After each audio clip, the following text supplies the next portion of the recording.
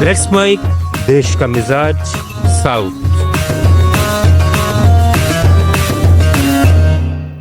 Let's mic देश का मिजाज। आइए जानते हैं साउथ इंडियन स्टेट्स की आज की हलचल और खास खबरें।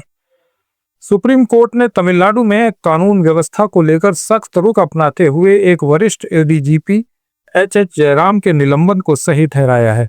कोर्ट ने इस मामले में तमिलनाडु सरकार की जयराम को सस्पेंड करने की कार्रवाई को भी सही माना है। यह फैसला राज्य के राजनीतिक गलियारों में चर्चा का विषय बना हुआ है।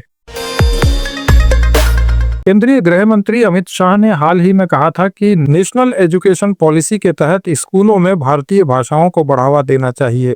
तमिलनाडु की डीएमके सरकार ने इसे हिंदी थोपने की कोशिश बताया है।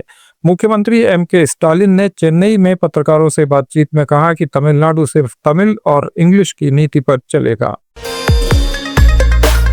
20 जून की शाम चेन्नई से मदुरई जा रहे इंडिगो के एक निजी विमान में उड़ान के दौरान तकनीकी खराबी आ गई। इसे भांपते हुए पायलट ने तुरंत चेन्नई वापस लौटने का फैसला किया। करीब आधे घंटे की उड़ान के बाद विमान सुरक्षित रूप से चेन्नई एयरपोर्ट पर उतरा। इस विमान में 68 यात्री सवार थे। कर्नाटक सरकार ने कैबिनेट बैठक में 4 महत्वपूर्ण विधेयकों पर चर्चा की। इनमें से एक है कर्नाटक क्राउड कंट्रोल बिल। ये विधेयक बेंगलुरु में 4 जून को चिन्नास्वामी स्टेडियम के बाहर हुई भगदड़ के मद्देनजर लाया गया है। इस भगदड़ में 11 लोग मारे गए थे। बिल में भीड़ मैनेजमेंट में लापरवाही के लिए 3 साल तक की सजा का प्रावधान है। साथ ही इस बारे में फर्जी खबरों और नफरत फैलाने वाले भाषणों के खिलाफ भी विधेयक प्रस्तावित है। ये बिल अगली कैबिनेट बैठक में मंजूरी के लिए रखा जाएगा। बेंगलुरु में भारी बारिश के बीच मराठा अल्ली के पास एक तेज रफ्तार कार पेड़ से टकरा गई, जिससे 2 लोगों की मृत्यु हो गई और 3 गंभीर रूप से घायल हो गए। तमिलनाडु में योग दिवस पर राज्यपाल RN रवि ने वेलम्मल IB ग्लोबल में 10,000 से ज्यादा छात्रों के साथ योग किया। चेन्नई रोडवेज ने वरिष्ठ नागरिकों यानी बुजुर्गों के लिए मुफ्त बस यात्रा कार्ड जारी किए हैं। ये सुविधा जुलाई 2025 से दिसंबर 2025 तक मिलेगी और बुजुर्गों को हर महीने 10 यात्रा टोकन दिए जाएंगे। इस कार्ड के लिए 40 केंद्रों पर 21 जुलाई तक रजिस्ट्रेशन होगा।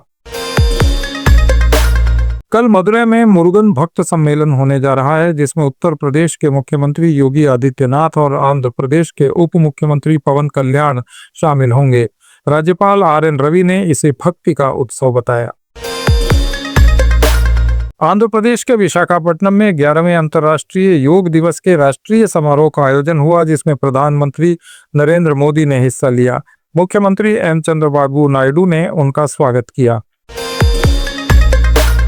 विशाखापट्टनम के GK हाई स्कूल में 25,000 आदिवासी छात्रों ने योग प्रदर्शन कर इतिहास रचा, जिसकी सोशल मीडिया पर काफी चर्चा हो रही है। Andhra Pradesh school education department ने तल्लीकी वंदनम योजना के तहत पात्र और अपात्र लाभार्थियों की सूची जारी की। इस योजना के तहत स्कूल जाने वाले बच्चों की माओं को हर साल 15,000 रुपए की सहायता दी जाती है। 6 या अधिक बच्चों वाली माताओं के लिए अतिरिक्त सहायता देने पर विचार चल रहा है। चंद्रबाबू नायडू सरकार ने 81,900 करोड़ रुपए के पोलावरम बनकचेरला लिंक प्रोजेक्ट को तेजी से लागू करने की प्रक्रिया शुरू की, जिसका टारगेट सूखाग्रस्त क्षेत्रों में पानी की सप्लाई करना है।